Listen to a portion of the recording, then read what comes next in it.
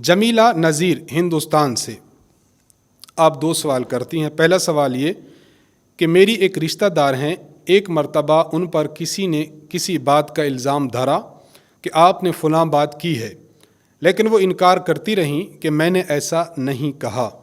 फिर उन्होंने अपने 7 साला बेटे की कसम खाई कि मुझे अपने बेटे की कसम मैंने ये बात नहीं की। क्या औलाद की कसम खाना जायज़ है या नहीं? औलाद की कसम खाना नाजायज़ और हराम है। जिस औरत ने यह काम किया है उसने गुनाह कबीरा का इर्तिकाब किया है। तौबा और इस्तिग़फ़ार करना इस औरत पर लाजिम है और आइंदा एहतियात करे कि इस किस्म की कस्में ना खाए। कस्में या तो अल्लाह ताला की खाई जाती हैं या अल्लाह ताला की सिफ़ात की खाई जाती हैं। गैरुल्लाह की कसम खाना ये हमारे लिए नाजायज़ और हराम है।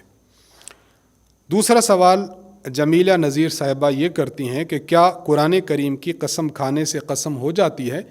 जी हाँ, अगर कोई शख्स ये कहता है कि मैं कुरान करीम की कसम खाता हूँ कि मैं फ़लाँ काम करूँगा, तो इस तरह करने से कसम, इस तरह कहने से कसम वाक़ई हो जाती है, क्योंकि कुरान करीम ये अल्लाह ताला की सिफ़त है, इसलिए इसकी कसम खाना बिल्कुल जायज़ है।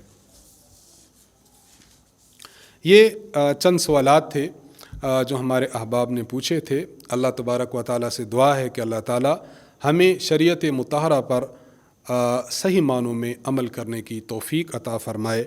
व आखिरु दावाना अनिल हम्दुलिल्लाहि रब्बिल आलमीन।